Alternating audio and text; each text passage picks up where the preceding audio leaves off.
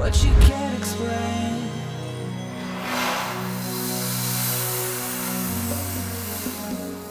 It's coming back again.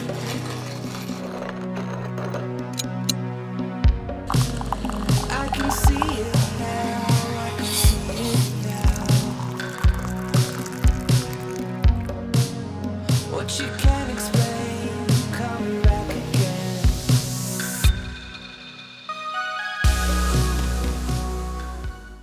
Hello, everybody. Welcome back to my channel, and thank you for joining me for another true crime video. I, like so many others, have been following the coverage of the Sean Combs, aka P. Diddy case, and it has stunned me, right? I think it's stunned all of us since the information started coming out, the baby oil stuff, what the feds were finding. It's just been kind of snowballing. But specifically, since the trial has started, what I've been most stunned by is the testimony of Cassie Ventura, Diddy's girlfriend of over 10 years. And just so you know, throughout this video, I will intermittently refer to him as Diddy, Sean Combs, P. Diddy. I mean, I've known him for a while. He's had many names and apparently many faces. But yes, the testimony of Cassie Ventura. So for years, Diddy and Cassie were the music industry's most elusive couple. He was the mogul, the empire builder, the man who turned parties into legends and artists into stars. And she was the drop-dead gorgeous, talented, soft-spoken protege, plucked from obscurity, molded into an icon, always standing just a step behind him. On red carpets, they were polished. In interviews, they were coy. And in tabloids, they were magnetic, fueling rumors, fascination, and endless speculation. But behind the glittering curtain of fame was a very different story, one that Cassie Ventura would keep buried for nearly 2 decades. A story of power, control, and silence. And when that silence finally broke, it didn't just crack open the carefully curated image of Sean Diddy Combs. It unleashed a storm of allegations that stunned the world and shook the entertainment industry to its core. So today, we're kind of going to make a base for the Diddy case and the Diddy trial.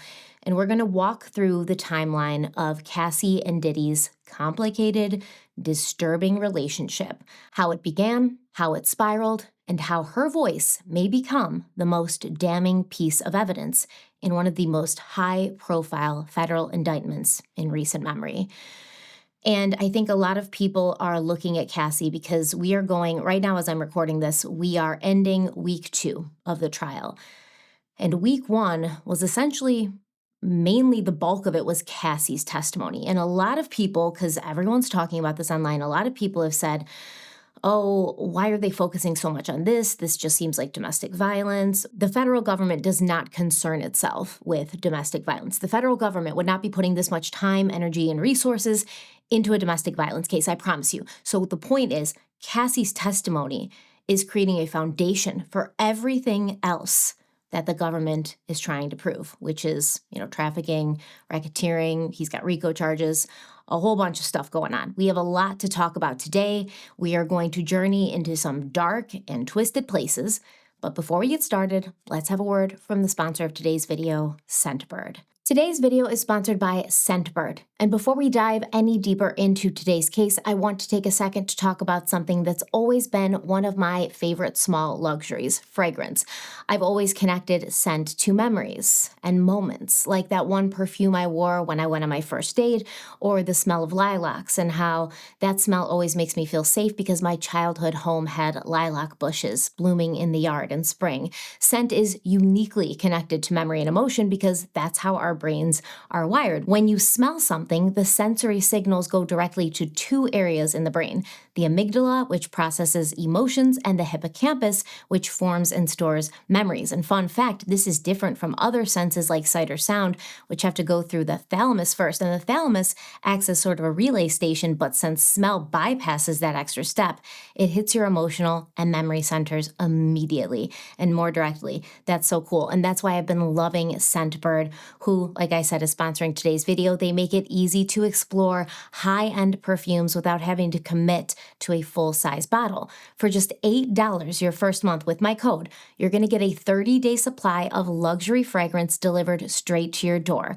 And this month I tried 3 new fragrances, and they're in the cute little Scentbird cases. I love these cases. So first, I tried Orange Crush by Fugazi. I love citrus perfumes, and this one is bright and clean with notes of juicy orange, white amber, and something called transparent wood, which sounds very mysterious and fairy-like, but it smells like confidence in a bottle. It's the kind of scent I reach for on early morning filming days when I want to feel sharp and energized, because I usually don't come alive until after 3 cups of coffee and when the clock reads noon. Like, I'm awake, but I'm not really awake. Then there's Langston by Harlem Perfume Co. It's warm and rich and poetic. It opens with caramel apple and orange brandy, but then mellows into jasmine, tonka bean, and sandalwood. It is sophisticated, it's sensual, it's the perfect date night scent, the kind of scent you spray on when you want to just feel mellow and pretty, and you're kind of expecting that princess treatment. And finally, Acapella by Ruse and Ruse is fresh and floral, but not overpowering. This was my favorite of the 3 I tried from Scentbird this month, and I didn't expect it to be because there is a scent of rosebud in here, but Acapella also has notes of bergamot and crisp ivy. The rosebud actually smells incredibly fresh. It really does smell like walking through a garden just after it rains. It is so beautiful. This one's become my go-to scent for slower days or when I just need to feel grounded, like in my body. I keep it on my desk at work, and I spray it sometimes when I need a little bit of a brain focus moment, and I just really like it. I kind of use it as like an air freshener in my office. I love this smell. I want it everywhere. I want one of those diffusers where I can just have it just spraying around me at all times. And I really do love how Scentbird keeps things fresh. With over 900 fragrances to explore, from brands like Prada and Versace to niche labels like Parfums de Marly, you can match your scent to your season, your mood, or even your latest case. I love how these scents come in the perfect little case for travel, so you can pop it in your gym bag, you can pop it in your purse very, very easily. I love to bring these with me when I travel because anytime I've ever brought a full bottle of perfume anywhere, it's either broken or leaked in my luggage, and then my clothes are just ruined or they smell terrible, and then I don't even have any perfume when I get to my destination. These are perfect. It keeps it protected, and all you have to do is just click it over to spray. It's as easy as that. So if you want to up your scent game, just click the link below or scan the QR code on the screen and use my code HARLOWE2 to get 55% off your first month. That's just $8 with free shipping and a sleek case included. Once again, if you want to try Scentbird for yourself, just click the link in the description box or scan the QR code that's on the screen and use my code HARLOWE2. You're going to get 55% off. It's going to be delivered to you for free. You're going to get a cool case, and that's half the price. That's $8. It is a steal. There's nothing that you have to lose. Check them out. Thank you so much to Scentbird for sponsoring today's video, and let's dive in. We're going to talk about a lot today, but there's no possible way to cover everything. So there are going to be more videos about this case, and I'm going to sort of break them into, I guess, different just chunks. And so they're not all going to be super timeliney or super sequential as far as how things are happening. Like, for instance, I'm going to start telling you about Sean Combs and his sort of start in the music industry, but there's actually so much more to what happened in Diddy's early years than I'm even going to put in here just because it's not relevant here, but it will become relevant later when we're trying to show other parts of the case, and it's just confusing. I really do like a very sequential, like organized sort of timeline, but it's not possible in this case because there's just way too much. It goes way too deep and it involves way too many people. So just so you know, if I miss anything or you're like, oh, you should have talked about this, you should have talked about that, I have been researching this for months, actually longer. Honestly, since the federal indictment came out, I've been kind of going down a rabbit hole. I know a lot.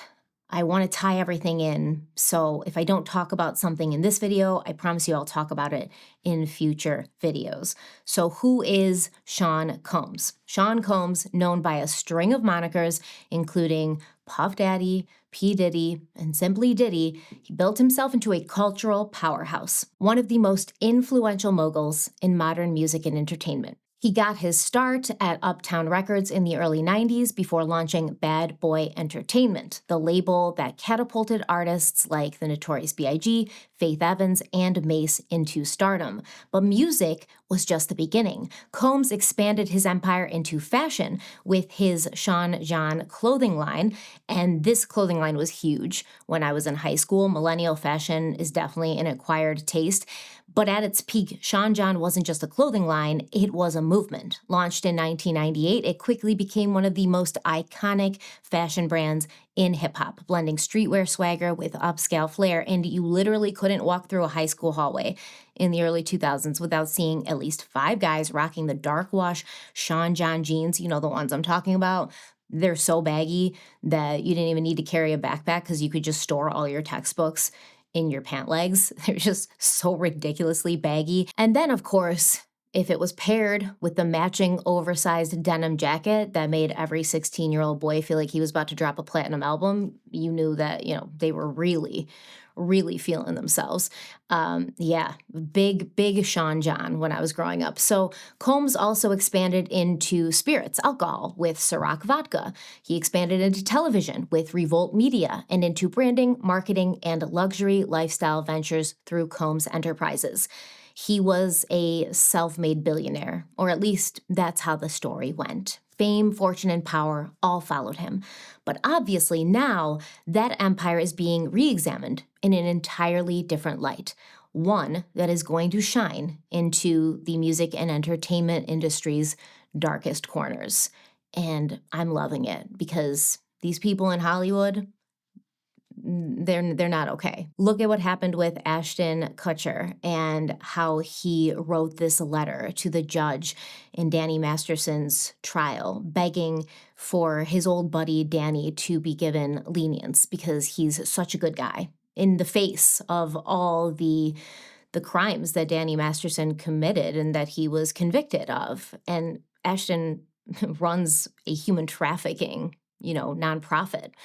So it's just very much they present a face to the public, but behind the scenes, they are just people who are doing things that their money and their power have allowed them to do, and they're presenting to you that they are relatable and normal and that they care about people. But when it comes to their friends, when it comes to, the people that they run with and their inner circles, it doesn't matter what these people are doing. They will turn a blind eye. We've seen that with Ashton. We're going to see that with Puff Daddy and the people surrounding him. And actually, Ashton was a regular at Diddy's famous, notorious white parties. So it's kind of all starting to blend together, isn't it? So first things first, what exactly has Sean Combs been accused of? According to a bombshell federal indictment filed in the Southern District of New York, the man once known for running record labels and liquor brands was allegedly running something else entirely behind the scenes. A criminal enterprise. Prosecutors allege that for over a decade, Combs used his business empire not just as a shield, but as a weapon. Allegations include sex trafficking, forced labor, kidnapping, drug distribution, witness tampering, and violence, not just behind closed doors, but across state lines and international borders. His companies, his employees, even his homes are alleged to have played a role in carrying out what investigators are calling a highly organized, deeply abusive operation, one designed to silence victims, protect Combs' reputation, and fulfill his personal desires at any cost. And at the center of that disturbing pattern is Cassie Ventura. She was there when it started. She was there as it escalated, and now hopefully she will be instrumental in ending it for good. Cassandra Elizabeth Ventura was not a seasoned industry veteran when she met Sean Combs. She was just 19. Newly graduated from a private preparatory school in Connecticut with a modeling portfolio, a dream, and a voice that was still finding its strength. Born on August 26, 1986 in New London, Connecticut, she spent her teen years posing for Delia's catalogs and 17 magazine, dancing at the Broadway Dance Center, and navigating the hopeful chaos of New York's creative scene. Music had always inspired Cassie. She looked up to female artists like Janet Jackson and Aaliyah, and it was through a chance meeting in late 2004 with producer Ryan Leslie that she got her first big break, just 3 weeks after moving to New York City from Connecticut. Now, Ryan Leslie was a singer, songwriter, and producer who had also used music throughout his life to express his creativity. While attending Harvard College in Boston, Leslie had joined the school's a cappella group, and he also taught himself to play the piano. And while he was still in college, he started producing tracks for local Boston artists. In the summer of 2003, Ryan Leslie started a production internship with Richard Frierson. Richard Frierson was an early member of the Hitmen. The Hitmen was the in-house production team for Sean Combs' Bad Boy Records, a label that had been founded in 1993.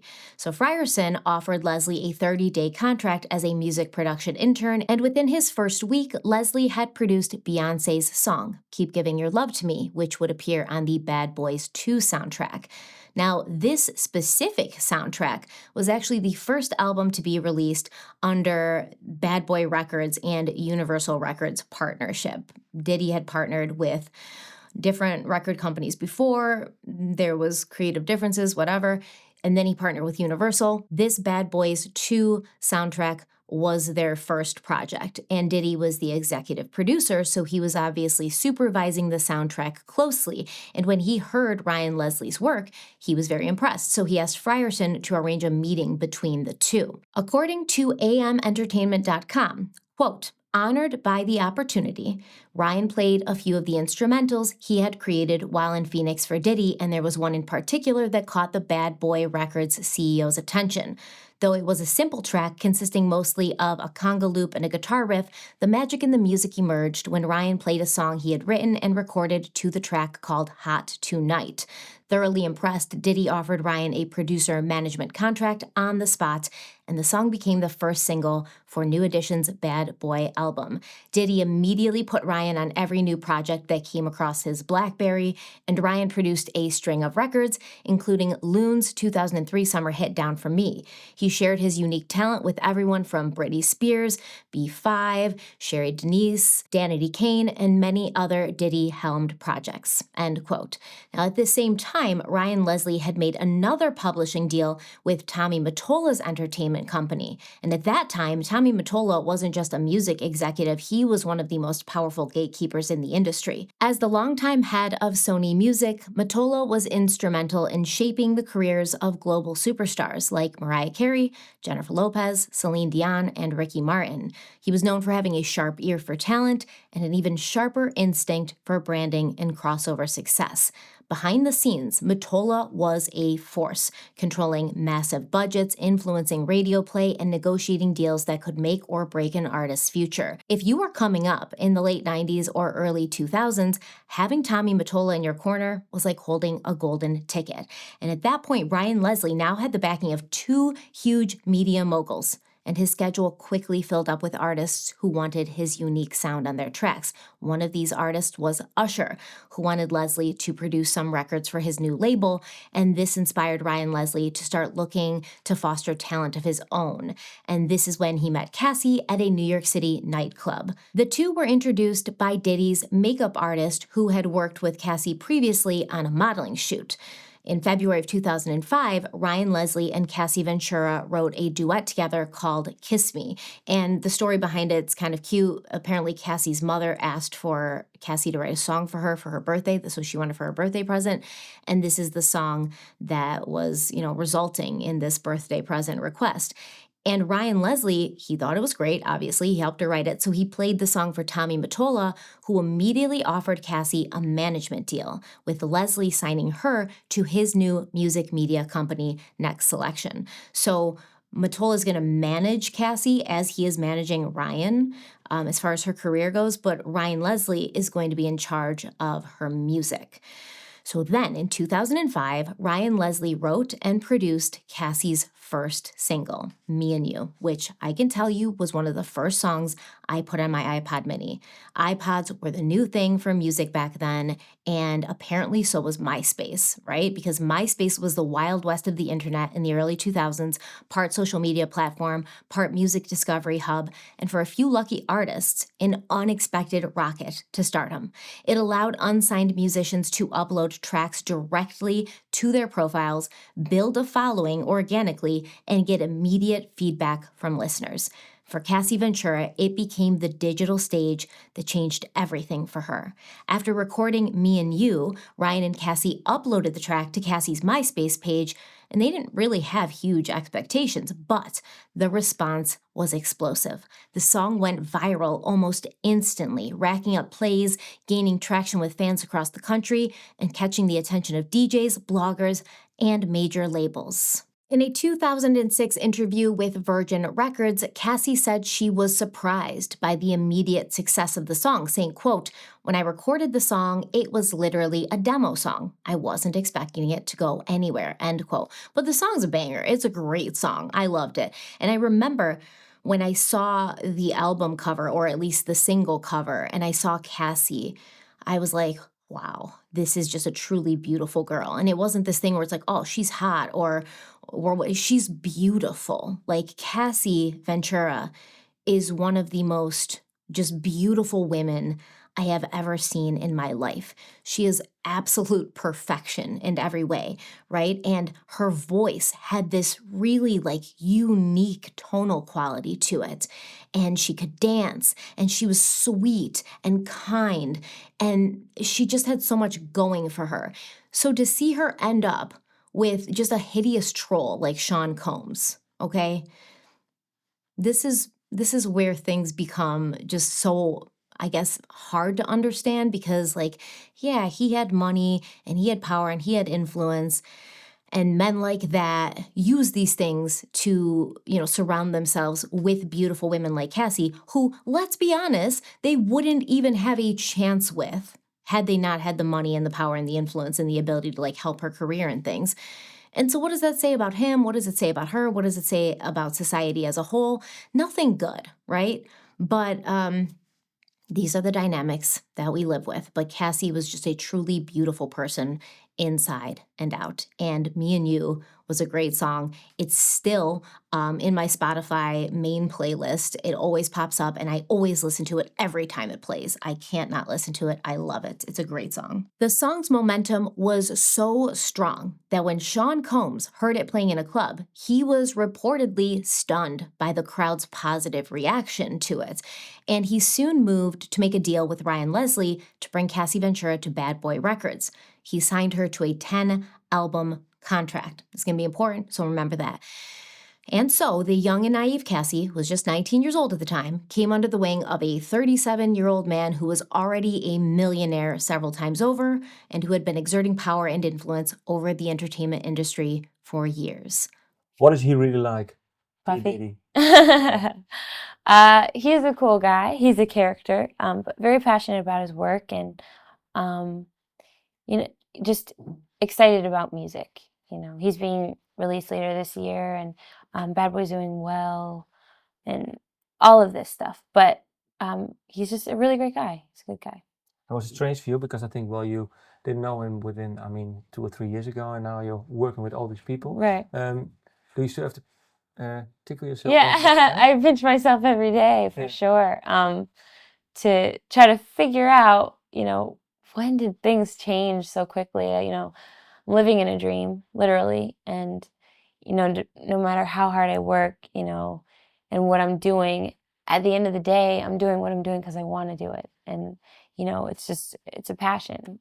You don't put yourself in these types of situations to have people really focused on you for nothing. So I'm just really proud to be where I am, and I'm really blessed. Cassie was suddenly an overnight success, literally an overnight success, and her first album was released on August 8th, 2006. During the release week, Cassie made television appearances on MTV's TRL and BET's 106 in Park, and these early performances, they weren't great. They were met with criticism. Her live vocals were shaky, her nerves were visible, and many viewers were quick to point out what they perceived to be a lack of vocal strength and stage presence. Now, though he was overseas at the time, Sean Combs came out in defense of Cassie, saying, quote, "She had her first television performance, and she had an all right performance. You could hear the nervousness in her voice, and to be honest, I kind of smiled at it because it made me really appreciate what I really love about her. She's a regular person, and we, as artists, we sometimes get nervous.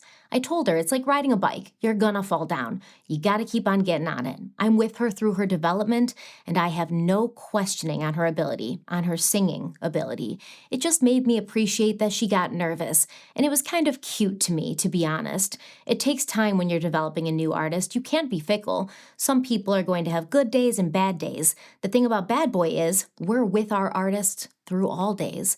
She's not an artist that has a problem with her vocals or singing. You've got to understand that success for her is coming out of nowhere. It's just so huge, and sometimes everyone handles it differently. So I'm quite sure she'll get over it. She's going to have to. That's part of being a recording artist. And sometimes it takes time. I don't care how many performances it is. I'm going to be with her until she gets it right." End quote. So, just kind of looking at that interview, hearing what he had to say about her first live performance and how, he knows it's just nerves and it's kind of cute. It seems totally benign. It seems totally fine. It seems great. It seems supportive, right? And yes, I believe now, looking back in hindsight, because it's 2020, that this was intentional. In fact, I think Diddy was glad Cassie had fumbled those first live performances because this would give him an in. This would give him an in not only to make sure that she didn't get a big ego, that she didn't even really fully comprehend the full scope of how talented she was and how far she could go, but now he could come in as her white knight, as her savior. The world is attacking her. I'm standing by her. We here at Bad Boy stand by our artists through the good days, the bad days, through all days. I think it's kind of cute. It shows, that, she's human. And that's what I love about her. So now Cassie's going to be grateful because while the outside world is attacking her, Sean Combs has placed himself next to her. I'm your friend. I'm on your team. We'll take on the world together. We'll take on the criticism together. You're not alone in this. Okay? So Cassie has claimed that early on in their working relationship, Sean Combs positioned himself as her protector and as a father figure. So she remembered that she'd fallen ill during a trip to Vegas, which had led to a short hospital stay, but by the time she returned to New York, she was fully healed. She felt completely better, so she went out with some friends to a nightclub, and while she was there, she ran into Combs, who sort of chastised her for being out when she'd just been sick, and he told her, go home and take care of yourself, like, get better. And she's like, I am better. What are you talking about? I feel fine or I wouldn't be here. I'm a damn adult. But that's another thing. Positioning himself as her father figure. That's not what he was doing, but she's thinking, oh, this is what a father would do. If you're sick or he's worried about you, he's going to tell you to go home. He's going to be overprotective. But did Diddy want her to leave the nightclub and go home because he was worried about her health? Or was he already kind of starting the beginnings of, you don't go any place unless you're with me or unless I tell you you can go there? Well, that's a question that you might have to answer for yourself after you hear this video. So he's positioning himself as her protector, her father figure, somebody who's gonna stand by her side. But Sean Combs also tested the waters with Cassie early on. In November of 2006, he invited her to perform his song "Come to Me" with him at the MTV Europe Music Awards in Denmark, Copenhagen. So after they had a rehearsal for this performance, Cassie recalled Sean Combs, her boss, walking around in a robe with a drink in his hand, flaunting his lavish party lifestyle to his newly signed artist. This is just a soft introduction to what's going to come. He's walking around a robe. Diddy loves being in a robe. And then during hair and makeup leading up to that performance in Copenhagen, Cassie's hairstylist and Diddy's makeup artist both told her that Diddy was interested in her romantically, but Cassie claims she initially shrugged it off as gossip, and she actually expressed disgust at the very large age difference between herself and Combs. Additionally, at that time in late 2006, both Cassie and Combs were technically in relationships. Cassie was actually dating Ryan Leslie, right? And Diddy was with Kim Porter, with whom he'd had an on-again, off-again relationship that spanned over a decade and began in the 90s, resulting in 3 shared children. In 2007, Kim Porter famously ended the relationship after discovering that Diddy had fathered a child with another woman while they were still together.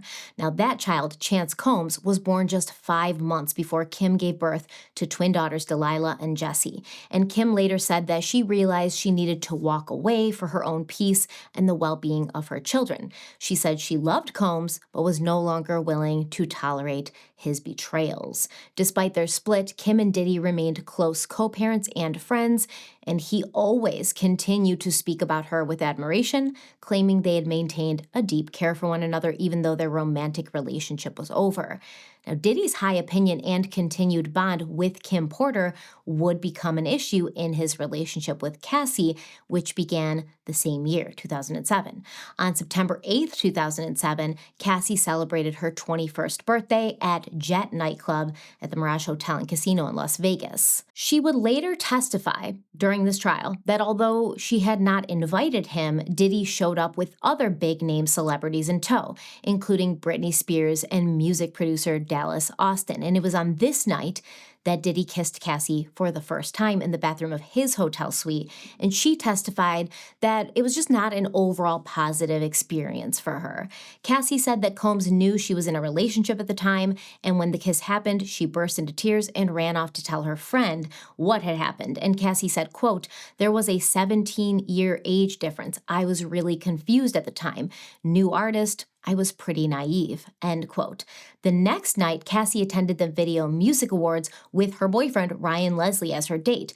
Now, she had been invited by Sean Combs, and they sat at his table, but according to Cassie, Combs was angry when he saw that she arrived with her boyfriend, and he told her this invitation to the VMAs had been only for her and no one else, which is sketchy. Now that all of this is coming out in the trial, there's also questions with regards to Britney Spears, right? Because her 2007 VMA performance is widely remembered as one of the most controversial and uncomfortable moments of her career. And I wish I could play, I wish I could play you like a clip of it here, but I'll get demonetized, obviously. But I will put a link, I'll make a note to put a link to it in the description box in case you've never seen it, because it's legendary. It was just so hard to understand what was going on with her. Britney opened the show with her comeback performance of Gimme More. It was her first major public appearance following a string of personal struggles, including a highly publicized divorce from that bum Kevin Federline, custody battles, erratic behavior, and her infamous head shaving incident earlier that year. Whatever you want to say or think about Britney Spears, there's no argument, or there should be no argument, that the woman was talented, especially when it came to dancing and stage performance. From the moment she burst onto the scene in the late 90s, she was praised for her charisma, her impeccable dance routines, often packed with complex, high-intensity choreography that she executed with precision, and she had a magnetic presence on stage. And we all should know that she was also a vocal powerhouse, right? Her iconic whispery baby voice, like, "Oh, baby, baby," that is not how she sounds. That was largely a manufactured vocal style. And there is substantial evidence that this vocal style was encouraged, if not outright required, by her label and management, despite the fact that she had a much stronger, more soulful, natural vocal tone, right? Once again, this is a conversation that I wish we could get into, but it's a story for another day, because what these record labels did, especially back then, was take these very, very young girls and dress them up to look even younger, right? It's not like she was, old when she burst onto the scene. She was a teenager. And they're like, let's give her pigtails, let's put her in a little schoolgirl outfit, and let's make her sound like she's 6 when she sings. And this was intentionally done, okay? This is a conversation I wish we could have now, but maybe for another day. So Britney Spears takes the stage at the VMAs. And we all had heard she was really working hard, getting, her shit back together. She was excited to do this performance, and expectations were sky high. So what followed was nothing short of a train wreck. Britney appeared visibly disoriented and out of sync. Her dancing was slow and sluggish. Her lip syncing was off. She seemed drugged. Is what it seemed like. Her body language even suggested that she wasn't mentally present. Her eyes were glazed and unfocused, and it really didn't make any sense, right? Because video of her rehearsal for this performance that happened just a few days before the VMAs, that would come out, and it would show that Britney did know her choreography. She was able to nail it perfectly, just as she always had. So what had happened in the space of just a few days? So here is where the speculation starts, all right? Bear with me. 2007 VMAs, same weekend as Cassie Ventura's 21st birthday party in Vegas. They're both happening in Vegas. And Diddy had a suite at the Palms Hotel in Las Vegas where the VMAs were held. The weekend of the show, he was throwing wild parties and hosting high-profile guests, including Britney herself. And this was nothing new. Everywhere Diddy went, man. Okay, everywhere he went, he's hosting and throwing wild parties. It was, infamous. Everybody wanted to go to Diddy's parties. This is very much reflected even in, television and movies at the time, where it'll come up and someone will be like, oh yeah, I'm going to Diddy's white party in the Hamptons. It was pop culture. He was an icon, which is so unfortunate. And yeah, we know that this is what he did. This was not out of the ordinary for him. In fact, funny story, I kind of going to break in here, but when Diddy was arrested in New York City, he flew to New York City knowing he was going to be arrested, right? That's why he went to New York. He flew to New York City knowing he was going to be arrested. And I think he had something like 10 or 11 days before it would happen, and he got a suite at a hotel in New York. And when law enforcement came to arrest him and, they searched his hotel suite, this hotel suite was fully stocked for a Diddy freakoff, which we're going to talk about today, Diddy's freakoffs. Baby oil and drugs and all sorts of things in this hotel suite when this idiot knew he was being arrested, okay?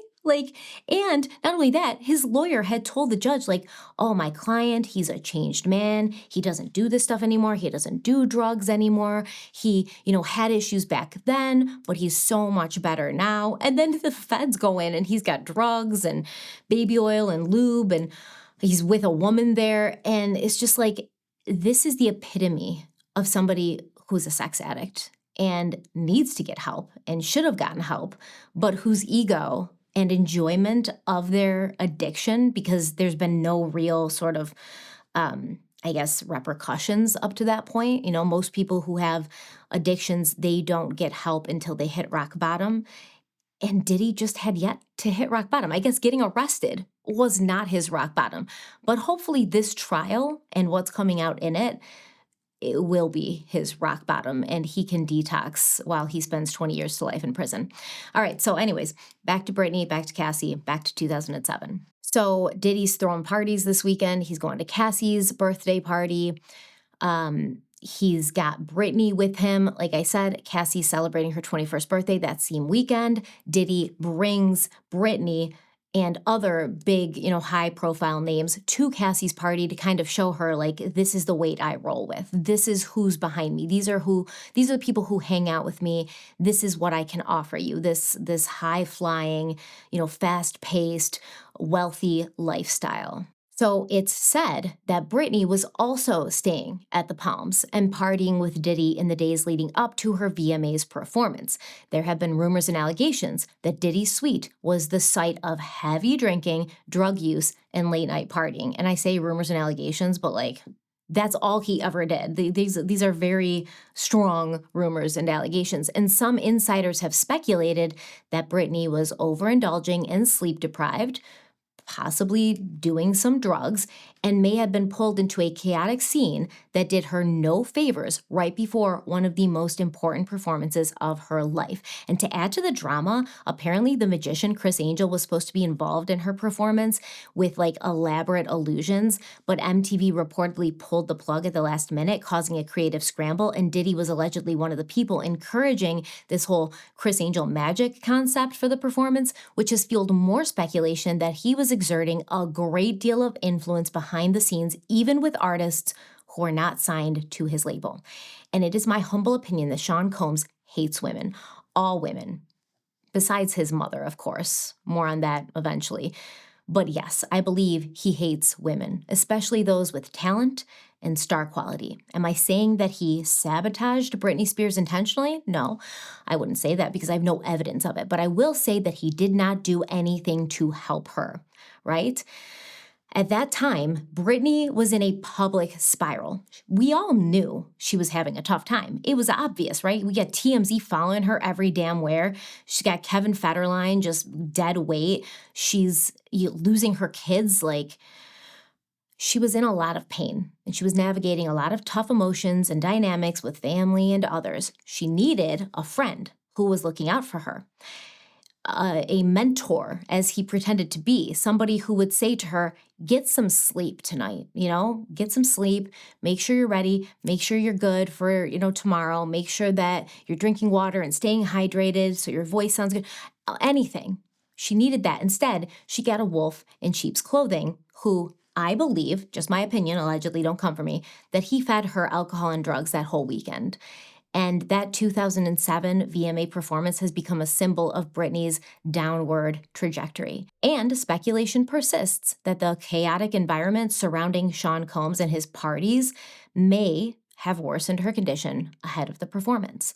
Cassie was also involved that weekend, putting her in the orbit of both Diddy and the wider dysfunction of celebrity culture at its most toxic. But let's get back to our timeline because, like I said, we could talk about this stuff forever. We could talk about this for hours, and maybe one day we will. And it's actually a good topic or like sort of sentence to streamline it back into Cassie. Because when we talk about having influence over someone's career and exerting power and control over someone's life, that's exactly what Cassie alleges Sean Combs did to her. Now, during this time, when they were having a professional relationship that was sort of transitioning into a personal one, Cassie claimed Sean Combs was completely in control of her career, and eventually that control would bleed into her personal life. Remember, I said that Bad Boy Records, P. Diddy himself, had a 10-album deal with Cassie. This gave Combs legal and financial control over Cassie's musical output. He decided which projects moved forward,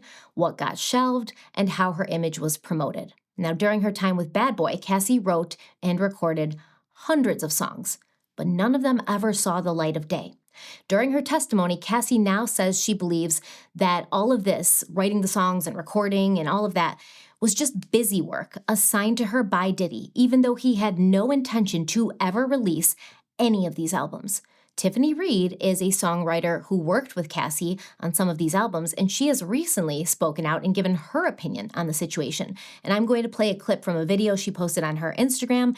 This video, I found it on the YouTube channel AT2, so shout him out. But listen to what Tiffany Reed has to say. That man had so many of us working.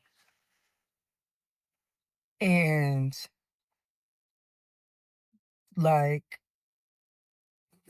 as she said earlier in her testimony, she was in a 10-album deal. So there's no reason for anybody who was writing or producing for her to ever believe that they were working on a project that wasn't going to come out, because she had a record deal and had already had hits. She was signed to Bad Boy, and she had one of the biggest names in the game behind her, which was Diddy. The reality is he used us to trick her without us even knowing. I didn't know.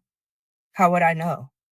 And why would I spend the prime time of my songwriting career writing for a project that wasn't going to come out? How does that make sense? It doesn't.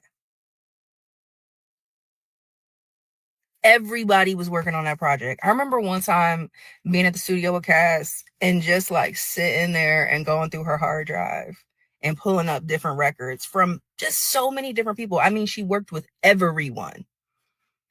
Who would work with everyone on something that's not coming out? Nobody. That doesn't make sense. Cassie has so much incredible music that y'all never heard. So far beyond anything that I wrote. She recorded music for years and years and years and years and years. And I see a narrative in the comment sections and some of these, you know, the people reporting on the shit. I see like, she was fame hungry. No, she was an artist who had already had a hit record, who was excited about her career. Like, let's not forget that Cass was signed to Next Selection, which was Ryan Leslie's company, and he's the one who did Me and You, and he did that joint venture with Bad Boy, and Me and You was released and the song went crazy. Like, let's not treat this like she was some groupie, because she wasn't. She was an artist.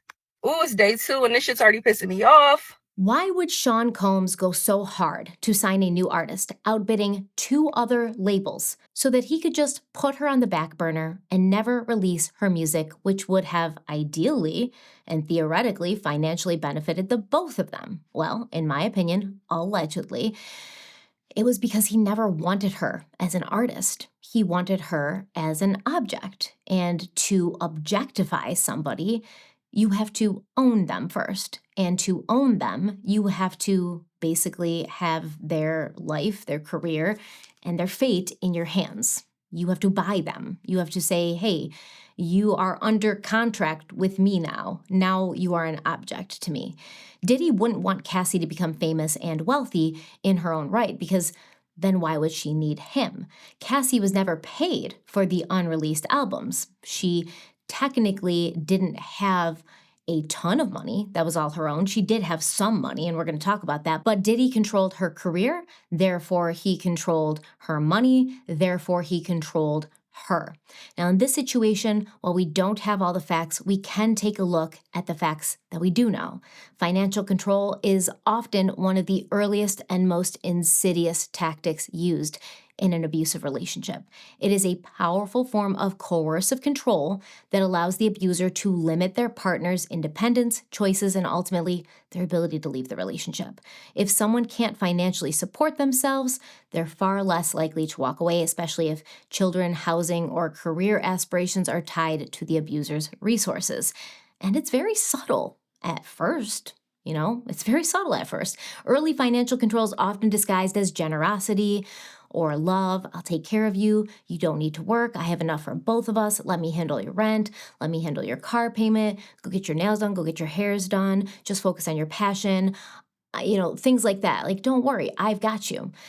And I'm going to list for you some common forms of financial abuse. And then we're going to go through what Cassie said happened in her relationship with Sean Combs and sort of check them off from that list, because they're pretty much all there. And once again, you might be asking, what does this have to do with Sean Combs and his, federal indictment and his federal charges and his federal case? This sounds like domestic violence. Okay, I hear you, but it absolutely does have everything to do with it. In order for the government to prove their sex trafficking charges, they have to prove that the sex in question was obtained through force, fraud, or coercion. Controlling somebody's money, even giving them things in return for their engagement with you, that is coercion, right? And not only that, but they've already proved force, in my opinion, because I'm pretty sure by now we've all seen the surveillance video from that hotel in 2016, where Cassie was attempting to leave a freakoff. She said she didn't want to do it anymore, and she was trying to leave, and she was walking to the elevator, and Diddy chased her out of the hotel room wearing just a towel around his waist, and he hit her and knocked her down and kicked her and dragged her back to the hotel room by her hair. And the only reason that Cassie was able to leave the hotel that day was because the security guard, the head of security, came up and was like, what the hell's going on here? What's happening? Like, guests are complaining. And then he allowed Cassie to leave. So when people say like, oh, well, she was into this. No, obviously not. Okay. And it doesn't even matter because this happens on a case by case basis. You can say like maybe she was into it once in a while, or maybe she was into it at first, but at some point she said no. And Diddy was like, no, what are you talking about? You don't say no to me. I'm going to drag you back to this room and force you to engage in this activity with me. I'm going to force you, right? So coercion through finances and force through physical force. All right. So what are the forms of financial abuse? 1, controlling income or assets. 2, sabotaging work. 3, giving gifts with strings attached and then taking them away as punishment. 4, monitoring spending or forcing someone to ask permission to make purchases. 5, threatening homelessness or poverty if the victim does not comply. Let's get back to the Diddy/Cassie timeline and see how all of these themes show themselves. So Diddy kissed Cassie at her 21st birthday in Vegas. She's uncomfortable. She's in a relationship. She doesn't pursue anything with him. Despite this, Diddy continued to insist that Cassie spend time with him, and this included weekends at his place in Miami, as well as nights out in New York City. And Cassie testified about one night in September of 2007 when he'd been kind of like saying, let's go out, let me take you out. I like take my artists out. And so she finally agreed to let Diddy take her out because she was worried about the repercussions for her albums and her career if she didn't. Cassie said that Diddy picked her up from her Manhattan apartment in a blue luxury car he was driving, and as soon as she got inside the vehicle, she could tell that he was inebriated. Diddy then gave her a pill, and he told her to take it. She asked, what is it? Like anybody would. And he just repeated that she should take it. Now, Cassie would later find out that the pill was ecstasy. She had never taken drugs before, had never wanted to take drugs before, and this first ecstasy pill would just be the tip of the iceberg when it came to the drug use that both Cassie and Diddy would take part in together over the course of their relationship. But like I said, at that time, Cassie had never done ecstasy. She'd never wanted to. She's just kind of doing what her boss is telling her to do. After this, Cassie testified that Diddy drove recklessly and at high speeds down the West Side Highway, and she was scared, but he appeared to be drunk, high, and agitated, so she remained quiet. He then drove her to an upscale lounge in Manhattan, where he proceeded to get into an altercation with a member of the security staff at the lounge because the security didn't want to let Diddy in because apparently he was behaving belligerently. Surprise, surprise. Have we ever seen Diddy not behave belligerently, by the way? I really couldn't pinpoint a moment when that happened.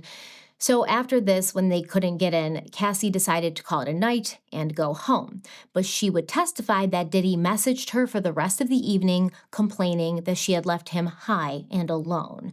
Now, during the trial, Cassie was asked why she even wanted to be around Diddy at this time. And she said, quote, I wanted to be around Sean for the same reasons as everyone else at that time. He was just this exciting, entertaining, fun guy that also happened to have my career in his hands. It felt special because not a lot of people got that time with him, end quote. Not only was Cassie not into doing drugs, but she claims she was also completely sexually inexperienced at this time. And although the two did not have sex until later, she claimed that Combs introduced her to the concept of oral sex during one weekend in New York. She said that he introduced her to it by performing it on her, and then he acted as if she was crazy for not reciprocating. And Cassie testified, quote, I was just so young, I didn't even have the vocabulary for some of the things that we talked about. I was also still in a relationship with someone else, end quote. And this is very literally the definition of grooming, and I'm going to come back to this and tie everything in, but it's the definition of grooming. You know it is. So Cassie's in a relationship still with Ryan Leslie, And her and Diddy have to kind of find reasons for them to be together, like excuses. So in the early fall of 2007, Cassie said that Diddy paid a promoter to create a flyer for a performance that Cassie would be doing in Miami. But the flyer was just a cover and the performance wasn't real. It was fake. Diddy did this so that Cassie would have an excuse to give her boyfriend, Ryan Leslie, of why she had to go to Miami. And the real reason she was going to Miami was just to basically spend the weekend with Diddy. And Cassie testified to being uncomfortable with the situation, but the request had come from the president of her record label, so she went along with it. And at this point, I mean, I don't even think she had a chance. He had already started the accumulation of this trauma bond that is going to keep Cassie with him for over a decade. Now, during this Miami trip, Cassie claimed that Diddy gave her large amounts of drugs, including ecstasy, which she took while they were drinking and partying on a boat. And Cassie remembered that the entire time, like the whole weekend, she was more intoxicated than she'd ever been before. She was just out of it the whole weekend. This was also the weekend during which they would have sex for the first time. And after this Miami trip, Cassie claims she began falling hard for Diddy, and she broke ties with her former management company, who also managed her boyfriend, Ryan Leslie. And it looks like at that time, she also broke ties with her boyfriend so she could focus all of her attention on her new relationship and what she hoped would be her blossoming career. Cassie described her relationship with Sean Combs as her first real adult relationship. She went with him everywhere. They did everything together, and at first it was a lot of fun because she said he lived a very different lifestyle than she was accustomed to. She said, quote, "I traveled with him everywhere. I was in studios. I was just like his little shadow for a while. He had assistants at his beck and call. He could get anything done quickly. He had respect from everyone. He traveled quite a bit," end quote. He didn't have respect from everyone. Everyone was scared of him, right? Because in a way, the people that Diddy surrounded himself with were just like Cassie. They were all beholden to him in some way. He paid their salaries. He made their problems go away. He helped them in certain ways, and then they owed him things. He was kind of coercively controlling his entire circle. That's what was happening, honestly. And I feel like this comes from a place where this dude never felt like he was good enough. He never had any self-esteem. He never had any self-worth. And so he felt that the only way he could keep people around him was either by paying them or scaring them. So at that time, Cassie said she was also naive enough to believe that she and Diddy were in a committed, loyal, monogamous relationship, which she found out, very quickly was not the case. Although the two had been together officially since 2007, their relationship would not be made public for many years, and she says this was because he was her boss. People wouldn't understand that dynamic, the age difference, and also because they were being considerate to Diddy's family, specifically his children.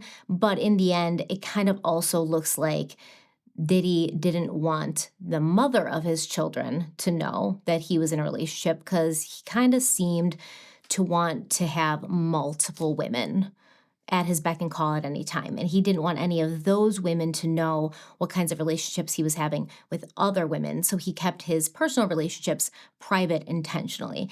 And texts between Cassie and Diddy were read in court, and it clearly illustrated that there seemed to be intense and passionate feelings between them.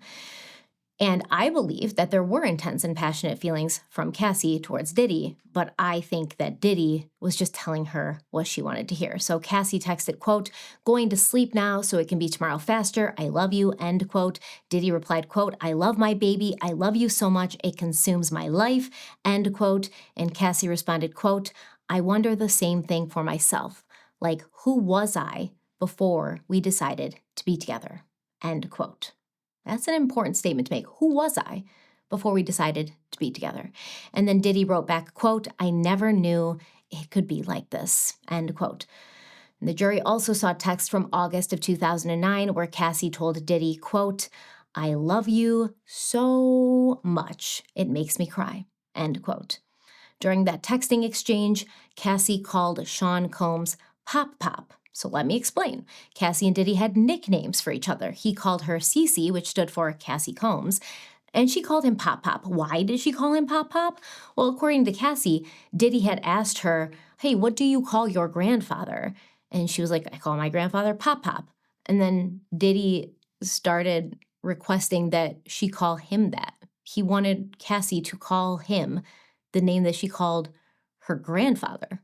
That's totally normal. That's not weird or creepy at all. And Cassie said, at first when he asked her to do it, she was like, yeah, that is weird. Like she even felt it was weird initially. And then as she's testifying so many years later, she says now she feels that it's just completely disrespectful. And Cassie also testified that she fell in love with Diddy's real personality, and she knew a side of him that others didn't get to see. We've talked about this before. When women think they're the exception and not the rule, Cassie genuinely thought she was seeing who Sean Combs really was. And this was not something that he showed everybody, which is what, I mean, everybody wants in a relationship, right? Like you've got your public face, but then you have the person that you can be when you're with the ones you love and trust the most. And that's what Cassie wanted to be to Diddy, one of the people that he loved and trusted the most. But that wasn't his real personality. That was his mask. That was who he showed her because he had already done enough research on her and he'd already kind of dug deep enough into her soul to figure out what she wanted in a relationship, who she wanted in a relationship. And so he became that. And Cassie, during the trial, said, quote, the beginning of the relationship was really fast-paced, scary. But the more time I spent with him and got to know him, his real personality, at least what I thought was his real personality, and I liked what it was, end quote. Cassie said that at first, Sean Combs was very sweet, very attentive, very generous, and ultimately, all she wanted to do was make him happy. And I think we call this love bombing. And I believe that this was done very strategically so that by the time the mask of Sean Diddy Combs slipped off, Cassie would be so indebted to him, so emotionally and mentally intertwined and enmeshed with him, that she would have no chance of being able to see or think clearly through the strong emotions of love and devotion that had developed, the trauma bond. This is the frog in boiling water story, right? You wouldn't just throw a frog into a pot of boiling water because the frog is going to jump out. Of course, you would put the frog into a pan of water and then slowly increase the heat because by the time the frog realizes that it's too hot, he no longer can jump out. He can't, right? And this is how abusive relationships work. This whole nonsense of seeing who Diddy really was, the vulnerable little boy within the man, this was going to cause her to second guess every devious and toxic act and every incident of bad behavior that followed. And as we are going to find out, Diddy's mask did slip, and he would show Cassie that as much as he gave, he could take it all away with a snap of his fingers, right? Like God. He gives and he takes away. And that did not just include money or a prestigious lifestyle, it included love, affection, and attention. Remember when we talked about Diddy doing certain things with Cassie and then acting put out and confused as to why she didn't return the favor? And I said that's literally the definition of grooming. Grooming is not a single event. Once again, frog in boiling water. It is conditioning someone slowly, wrapping control in kindness. Grooming is the deliberate preparation of a victim through attention, affection, promises, and influence to create dependency and ultimately facilitate sexual, emotional, or psychological exploitation. The age disparity, the power disparity, Diddy positioning himself as a protector and father figure in order to gain Cassie's trust and make her feel safe, love bombing and giving Cassie access to his world of wealth and celebrity, making her feel special by giving her his undivided attention, followed by an eventual and gradual boundary erosion. And if you don't believe that Diddy felt this way or that he was intentionally doing that, you are entitled to your opinion. But let's move for a moment to the testimony of someone named David James, who worked as Diddy's assistant, I think between 2007 and 2009. And we're going to talk about David James in later videos, but James said that Diddy once told him that Kim Porter, the mother of, several of his children, Kim Porter was his queen. She had his kids. She held him down. But when it came to Cassie, Diddy said, I have her right where I want her. She's young and moldable. And understand, there's not going to be a lot of lying on the part of David James because, first of all, he's getting immunity for his testimony because he's got some skeletons in his closet. And this is a federal trial. This is like the U.S. government You're really not going to go in and perjure yourself, especially when you're dealing with somebody as powerful and wealthy as Sean Combs, and when you're dealing with the United States government. I 1,000,000,100% believe that Sean Combs told his assistant, David James, Cassie's young and moldable, and I have her right where I want her. And there would be other people who would testify to things that Diddy would say. A member of Danity Kane, we're going to talk about her testimony. She said that, Diddy told her, like, get out of my relationship. Cassie is mine. She's mine. This is my possession, right? I get to do with her what I want. You have no business saying anything about it. And this is after this woman witnessed multiple incidences of Diddy physically abusing and beating Cassie. Cassie would soon find out that despite his declarations of love and devotion, Sean Combs was never a one-woman man. And like I said, David James, he did work for Diddy between 2007 and 2009. He also testified that when Cassie and Diddy first got together, and for a while after, Diddy had at least 5 girlfriends. And eventually Cassie found out that the man she had thought was singularly hers was actually for the streets in every single way. Cassie said, quote, I didn't get that he was him. He was Puff Daddy, and Puff Daddy has many women. He likes the company of women, and I had to just really learn over time, despite what he would tell me just between us. He made me feel like we were in a monogamous relationship more often than not. It was really me figuring out that we were not. He expected that of me, so I guess I assumed it was the same, end quote. And once again, yeah, of course, this is always the double standard. Men like Diddy believe that they can go and do whatever they want, but the fact that you would go and have another relationship on the side would just be mind-boggling to them. They would be like, what? Like, yeah, I know I have 5 girlfriends, but you're my possession. You're my object. You don't get to do that. And additionally, she said he had women. He always had women around him because he liked the company of women. No, he did not like the company of women. He hates women, okay? He liked the validation because Sean Combs never thought much of himself. He never had self-esteem. I don't know, maybe when he was a kid, people talked shit to him or made him feel like he didn't have worth. Who knows? There is some stuff from his childhood that we are going to talk about. Like I said, we can't talk about everything. There's some stuff in his childhood that may have happened. But either way, he didn't like the company of women. He didn't like women.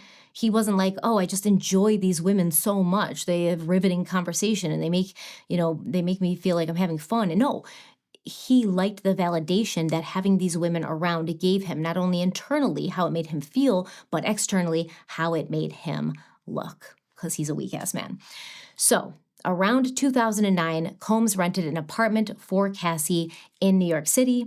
It was in Manhattan, and this apartment was within walking distance of his own New York home. In fact, throughout the relationship, whenever Diddy would provide a place for Cassie to live, he would make sure that it was right around the corner from where he lived, no matter what city they were in. Now, in 2010, Cassie moved to LA to be closer to the man she loved and who she thought loved her in return. He also paid for the rent on that apartment, which was just 5 minutes from his LA home. And Cassie testified that whenever he would pay her rent, Combs had his own set of keys so he could come and go as he pleased, and he did. And if he didn't like what she was doing, or if she displeased him in some way, or if she told him no about something, he would punish her by taking things away. Cassie said, quote, I would get my car taken away. I got kicked out of my house, my apartment. I had jewelry taken away. It was very random, depending on how he felt, end quote. When we talk about jewelry, this is important because Cassie would say that Diddy was physically abusive to her on multiple occasions, like too many occasions to keep track of. And afterwards, he would, of course, be full of apologies, and usually he would have something very expensive to give her. I'm sorry. Bracelets, jewelry, things like that. Once again, this is a method of coercive control. It's also sort of seeming like he's giving her these things in return for certain things that he expected from her.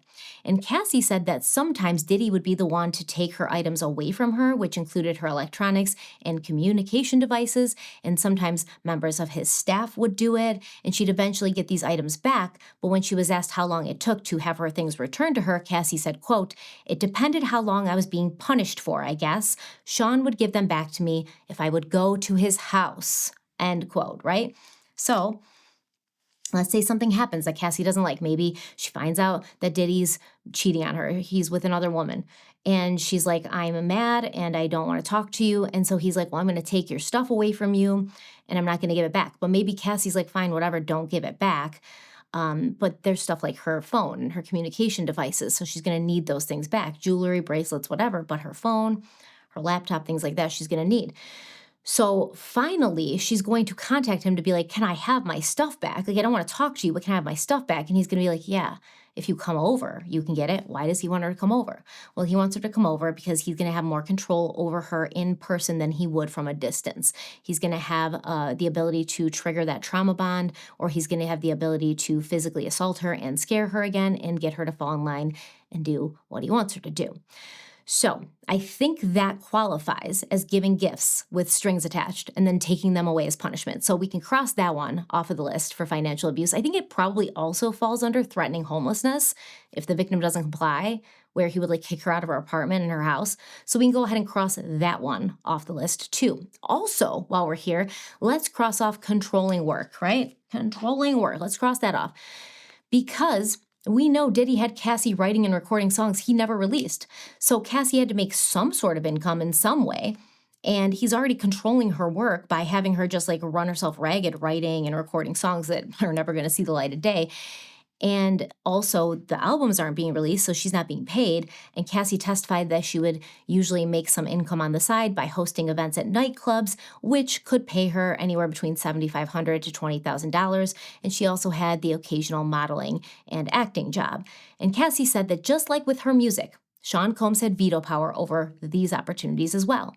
And he would often instruct her to not take them, right? He's gonna be like, what do you need that for? I've got money. I've got enough money for the both of us. You don't need that. You don't need that. He doesn't want her to have her own life. He doesn't want her to have her own career. He doesn't want her to have her own success in her own right without being connected to him. And in fact, he doesn't really want her to have success at all. He wants her behind the scenes, his little shadow, not out in the spotlight as she should have been and as she deserved to be.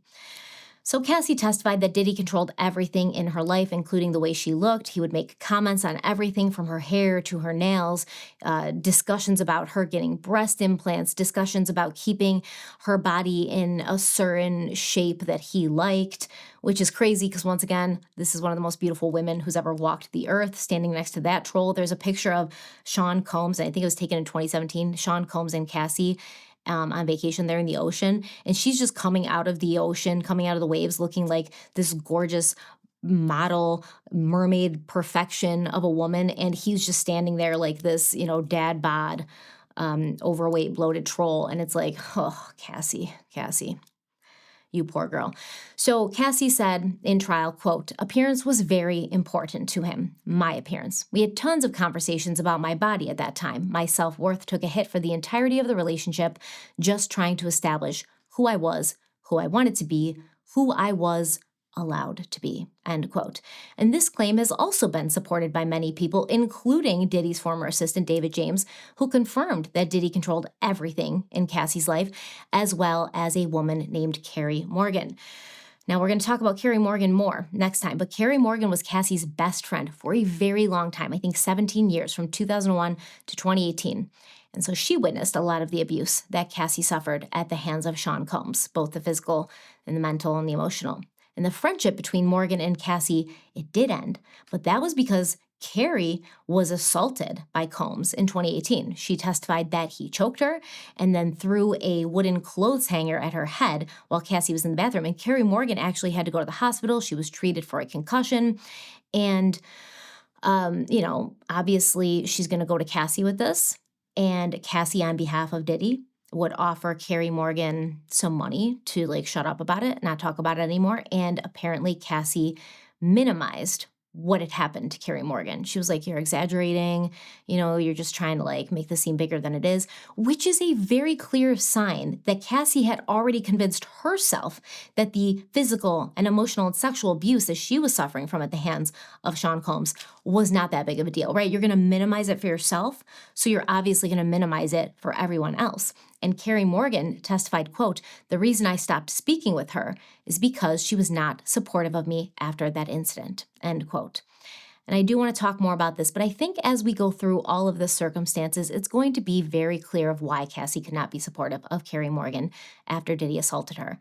How could Cassie have been supportive of Carrie when she was not even able to be supportive of herself, when her brain and her emotions were so twisted and her body and mind had been so thoroughly used and abused by this demon of a man? Carrie Morgan also testified that during Cassie's relationship with Diddy, Cassie said that she could not leave him because he controlled everything in her life, from her apartment to her career, and over time, Carrie said that Cassie lost her self-confidence because Diddy would criticize her appearance and her behavior.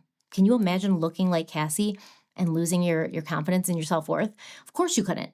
Of course you couldn't. If you've never been in a relationship like this, if you've never been the target and the victim of a man like this or a person like this, of course you couldn't. You're like, what are you talking? If I look like Cassie, I would never think a bad thought about me.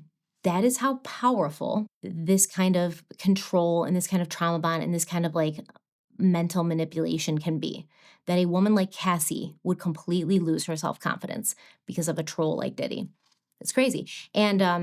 And Diddy's old assistant, David James, also testified that he had told Cassie once to leave. He's like, you can leave, you can get out. And she had replied that she couldn't because Combs controlled her life and her career. And it wasn't just her apartment, it wasn't just her car, her clothing. Sean Combs had his fingerprints all over everything in Cassie's life. And I'm going to hop into a different timeline for a moment, so bear with me.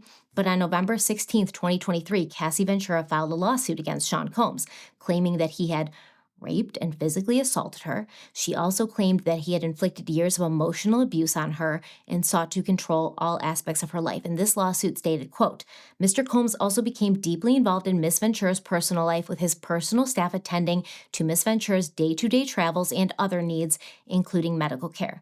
On multiple occasions, Mr. Combs had Miss Ventura's personal medical records sent directly to his email address. For instance, when Miss Ventura began experiencing memory loss, potentially due to excessive drug use and or head injuries caused by Mr. Combs' beating, her MRI results were provided directly to Mr. Combs. End quote. So Diddy's got people with Cassie night and day. If he's not with her, someone who works with him is. And there have been multiple incidences where Cassie talked about being beaten by Sean Combs and a member of his security staff or an assistant being present and witnessing it, and not only not doing anything, but at times she would escape and run away, and they would bring her back to Diddy for him. And this is where the RICO charge comes in, right? This is where the criminal enterprise allegation comes in. So during the trial, Cassie testified that Diddy was, quote, very controlling over my life and the things that I wanted to do, but there was still love there. Control was everything, from the way that I looked to what I was working on that day, who I was speaking to. Control was kind of an all-around thing to a certain point, end quote. And I think it's very telling that Cassie, this many years later, 2025, they haven't, the last time they were like together, technically, it was 2018. And she still has told herself that there was still love there. And it's sad, because I want to tell you, anyone listening, we know that Diddy beat Cassie because we saw it, right? Thank God for that surveillance video, because if Cassie had said these things, then people could be claiming she was just lying and making it up, like they are saying about other things that Cassie is claiming. But we know for a fact it happened. A man who would put his hands on you like that, he doesn't love you. He never did. He never will. He's not capable of love. He certainly does not love you. There's no love present, okay? None. And remember, I mentioned the part of grooming in an abusive relationship and how it's like a gradual erosion of boundaries. Diddy began testing Cassie's boundaries early, offering her drugs, kissing her while she had a boyfriend, asking her to participate in sexual activities that she expressed not being comfortable with. Now, these actions were framed as normal or part of the lifestyle, like, you're a celebrity now, you're with me now, this is how we live, this is what we do, we live fast, we do drugs, we have sex, we drink, we party, we're superstars, we're celebrities, we're not like these peasants out there listening and buying our music, we're special, we're gods, we can do whatever we want, we're gonna live forever, That's what he was kind of showing it to her as, but it was all just a ploy to condition Cassie to accept worse and worse behavior over time. Eventually, Diddy would start to pull away. He would become physically and emotionally unavailable. He would take Cassie's favorite drug away from her. But I'm not talking about an actual chemical substance when I say that Diddy took Cassie's favorite drug away. I'm talking about his attention, his love, his affection. The jury was shown a message that Cassie sent Sean Combs in April of 2010. It said, quote, "I haven't talked to you at all. I know you can take 3 minutes out of your day to talk to me and you don't even try. You're in too much of a rush to get me off the phone. That's not being in a relationship with someone that you love and are in love with. I am really hurt by the way you deal with me. I don't need your money. I need some attention. I am thankful, but I can pay for these things myself." End quote. Remember, this was the same year that Cassie moved to LA to be closer to him. He moves her there. She's isolated from her friends and her family in New York, and all of a sudden he's MIA. She's not his little shadow anymore. They're not doing everything together anymore. And by this time, Diddy was already getting from Cassie everything he wanted. He was already using her as his object. By that time, Cassie's boundaries had not been blurred. They had not been eroded. They'd been demolished and turned to dust. We're now going to transition into a discussion of the notorious freak-offs that Diddy and Cassie took part in. And we're going to clearly see how when you give someone like Sean Combs an inch, they will take several hundred miles, and they will take it using whatever method they can. Cassie Ventura testified that within 6 months of being together, Sean Combs began talking to her about a fantasy that he had. She said that he wanted to see her having sexual relations with another man. He called it voyeurism, and he compared it to swinging. And at first, this all shocked her. She said, quote, "I didn't know how to react. I didn't want to upset him if I said that it scared me or if I said anything outside of, okay, let's try it," end quote.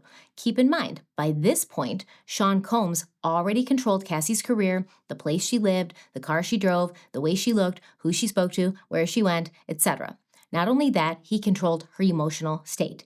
He had started in the relationship presenting her with a feast of love and attention to eat and enjoy. And as time went on, Cassie had to learn to sustain herself on the breadcrumbs that he sprinkled her way while she witnessed him in her face flirt with other women.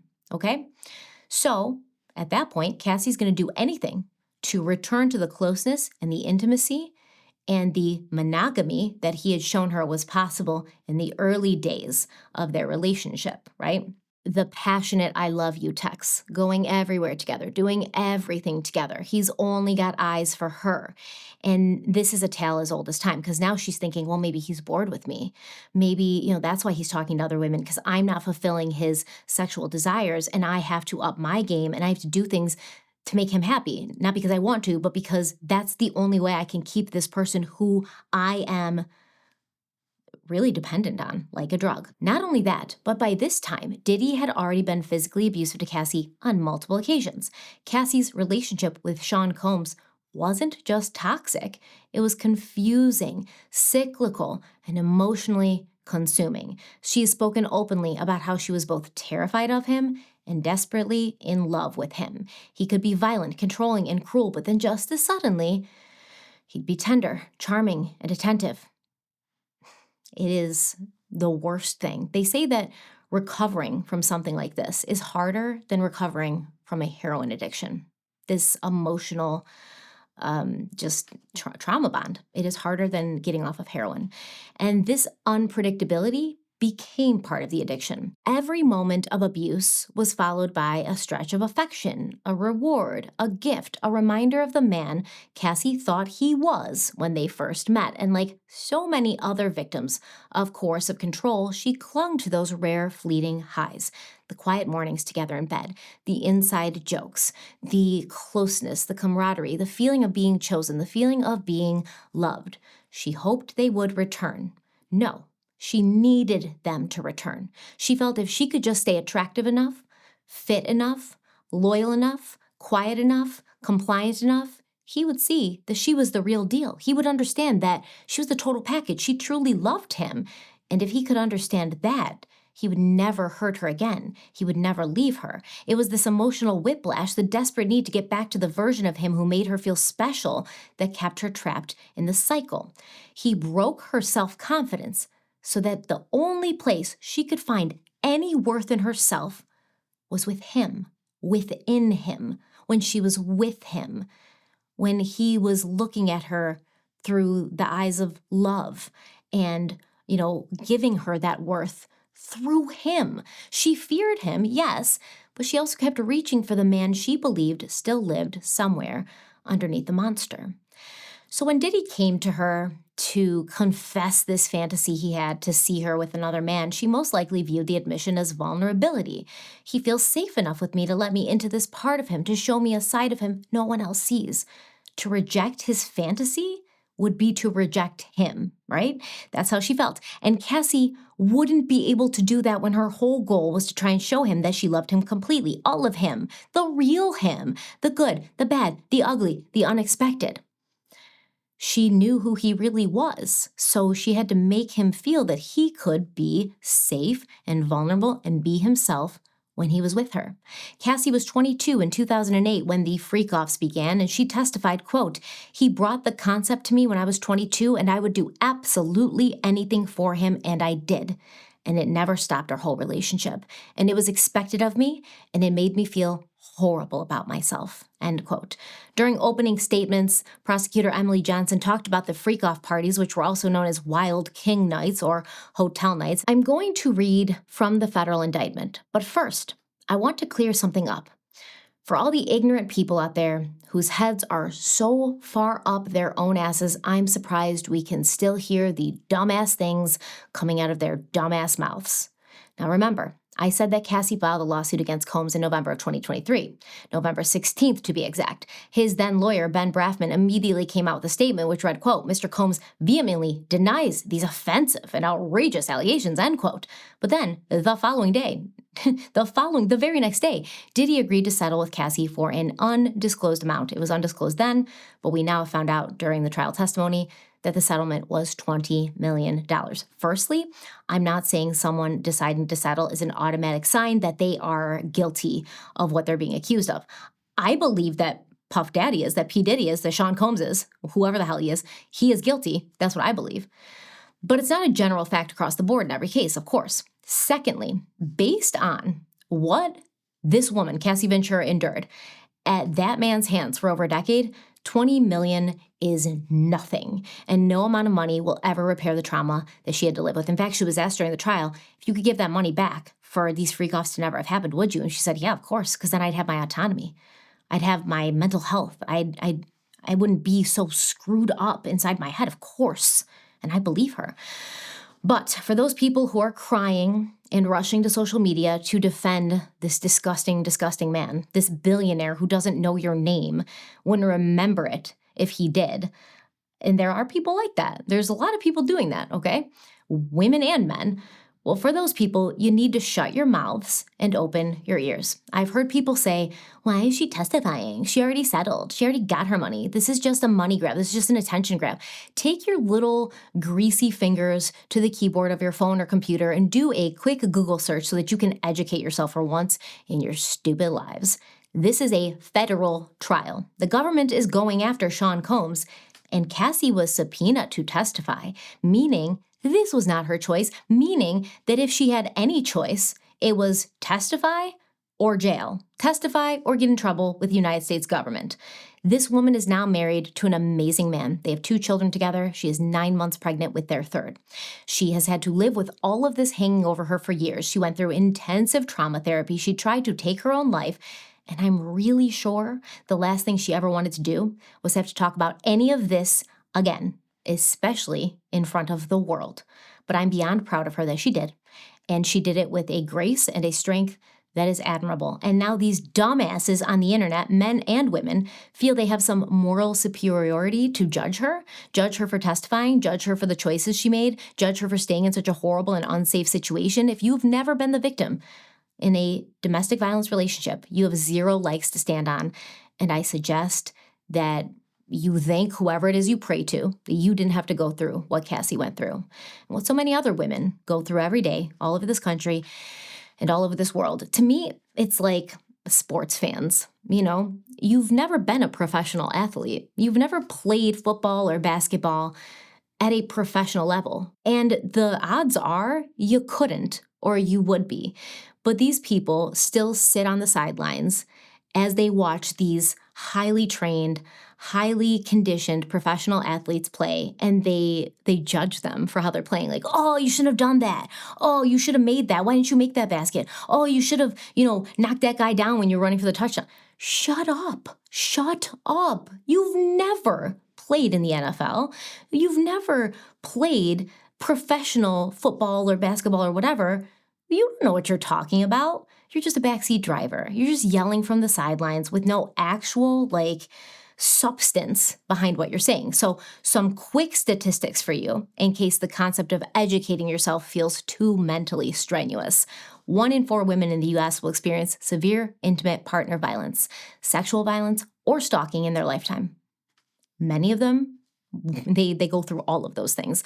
About 1 in 3 female murder victims in the U.S. are killed by their current or former intimate partner. And intimate partner homicides often occur after years of escalating abuse. And the most dangerous time for a woman in her entire life is when she tries to leave an abusive relationship. And most victims, do not seek help. Why is that? Well, for one thing, because they don't get it. 50% of women seen in emergency departments report a history of abuse, and 40% of those killed by their abuser sought help in the 2 years before their deaths. Not a great track record. Maybe they also don't seek help because 99% of domestic violence victims also experience financial abuse, which includes controlling access to money, sabotaging employment, or withholding necessities like food, housing, and transportation. And this becomes even more complicated when children are involved and when they are threatened. And I've said this dozens of times before. I've said this specific statistic dozens of times before, so let me say it again. It takes an average of 7 times to successfully leave an abusive relationship. Because of all of the things we've discussed, right? Fear of retaliation, lack of support, lack of resources, lack of finances, children, guilt, psychological erosion, emotional manipulation, and trauma bonding. If you have not walked in someone's shoes, if you have not been the target of incessant mental and physical attacks thrown at you by the person who wears the face of someone you loved or love, you should do your homework and you should shut up. Cassie's not the only alleged victim of Sean Combs. There's others. She's not alone in her claims. Leave this woman alone. She's been through enough. So let's talk about the freakoffs now that that's been said. And I really hope that there's very few to no people in the comments being like, she liked this. Nobody would like this. The only person, and there was lots of people involved in these freakoffs, and I guarantee you the only person who got any enjoyment out of these freakoffs was P. Diddy, okay? Because he is a freak. He is a freak himself. He has a sex addiction. He's sexually dysfunctional. There's lots of stuff going on with him. There were lots of people involved. No one enjoyed this shit besides him. Nobody possibly could. So freak-offs were what Sean Combs allegedly called his version of organized multi-day sex parties. But they weren't wild consensual hookups between adults. According to the federal indictment and survivor testimony, these freak-offs were carefully orchestrated events where women, often under the influence of drugs, emotionally controlled, and financially dependent, were pressured or outright coerced into performing sex acts with male escorts, while Combs watched, directed, and sometimes filmed. These weren't spontaneous parties. They were premeditated. They were planned. Staff were involved in booking hotel rooms, stocking them with drugs, lighting, tons of baby oil, and other items. Participants were expected to meet specific physical standards, follow orders, and keep going even when they were sick, scared, or in pain. In some cases, these freak-offs lasted for days, and if someone didn't want to participate, there would be consequences. Career sabotage, withheld money, emotional punishment, even physical violence. In the indictment, it says, quote, during freak-offs, Combs distributed a variety of controlled substances to victims, in part to keep the victims obedient and compliant. After freak-offs, Combs and the victims typically received IV fluids to recover from the physical exertion and drug use, end quote. Now, Cassie Ventura testified that the first time this happened, when she was 22, Diddy hired a male escort and brought the man to his place in LA. On that day, all three of them, Diddy, Cassie, and the escort, were wearing masks and using drugs. And Diddy then instructed Cassie to perform sexual acts with this other man while he watched and, pleasured himself. And he directed them both to do certain things to and with each other. Cassie testified that this first event lasted several days, and after that first time, it was like a dam broke. All of a sudden, Diddy would randomly request freak-offs, and he eventually began demanding them weekly. When asked in court why she agreed to this, Cassie replied, quote, "Good question. I wanted to make him happy." End quote. And that seems like a simple response, but literally, when you're that emotionally, addicted to somebody, when you're that intertwined and enmeshed, all you want to do is make them happy. Cassie also talked specifically about how Diddy liked to be in complete control of these events, saying, quote, "Every freak-off was directed by Sean. He knew specifically where he wanted everyone to be, the lighting and such. So over that first session, we just kind of ended up getting closer and closer, then eventually had to put oil on each other," end quote. Now, after the first freak-off, Cassie said she had mixed emotions. She felt dirty and confused, but she also felt good knowing that Diddy would be, quote, "really happy with me," end quote. And she probably just assumed, oh, we'll try this once, fulfill his fantasy, and then we'll go back to just, having, sex together, him and I. But that is not what happened, right? You give him an inch, he's going to take several 100,000 miles. Additionally, Cassie recalled that she had consumed so many drugs that night, there wasn't too much feeling at all, and this would become a pattern. It appears that during their time together, both Sean Combs and Cassie Ventura had a drug problem. It's likely that he already had a drug problem when they met, it seems like that, and he pulled her into his world and got her addicted to drugs, which this happens all the time in abusive relationships. In fact, according to trial testimony, the couple referred to themselves as get-high partners. And Cassie readily admitted that by this time, she had tried all kinds of drugs, mostly to get through the freak-offs. She would use opiates, marijuana, ketamine, mushrooms, whatever was Diddy's drug of choice at the moment, whatever he could provide her with. And she said, quote, "For me, it was dissociative and numbing. I couldn't imagine myself doing any of that without having some sort of buffer or just a way to not feel it for what it really was," end quote. Cassie testified that she developed a huge addiction to opiates, which she would take every few hours during the freak-off as the effects would wear off. And after the freak-off, she would also take opiates to help with the pain from the freak-offs. She also said that Diddy was not happy about her opiate addiction, which she felt was hypocritical. As we're going to find out, Diddy himself overdosed and had to be hospitalized in 2012. Cassie also said that Diddy would get mad if she used drugs with anyone else, and if he found out about it, his reaction would be explosive. So Cassie would use a lot of drugs during the freak-offs, and she testified that sometimes she would vomit while the freak-offs were happening. She was scared, she didn't want to do it anymore, and Diddy would basically tell her, get up and get on with it. I don't care if you're throwing up, throw up, wipe your mouth off, put some mouthwash in, get back to it. And Cassie said that the freak-offs became so frequent that she was performing them so often, it eventually became a job, her job. Cassie said, quote, "I didn't have a concept of how that would be a turn on, but I accepted the responsibility. I was confused, nervous, but also loved him very much and wanted to make him happy. It wasn't something that I wanted to be doing, especially as regularly as it became, but again, I was in love and I wanted to make him happy," end quote.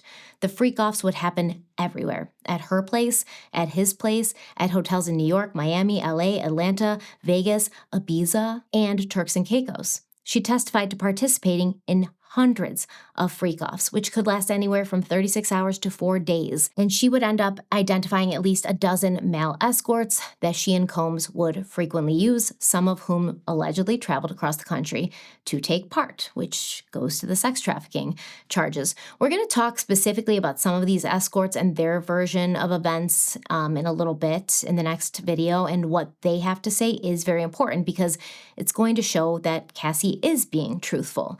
If their descriptions of the events line up, like the way that she described them happening and what Diddy would say and what he would do, this is going to show that she's being truthful. And Cassie said that at first she did these things, these freak-offs, to make Combs happy, and then she did it to keep him happy. And eventually she just felt as if she didn't have much of a choice. And Diddy eventually gave the job of finding these male escorts to Cassie. And she testified that she would find them by putting ads out on Craigslist and Backpage, but she always had to show the men to Diddy first and get his final approval because he had a very specific physical type that he was looking for in these male escorts. And once Diddy gave the green light, Cassie would then contact the men and talk to them about what was expected of them. And she said, quote, "I would usually say that my husband is into something called voyeurism and he likes to watch me with another man. It was just like a basic conversation I had with most of the escorts, and from there, I would get a feel if they were willing to do it or not," end quote.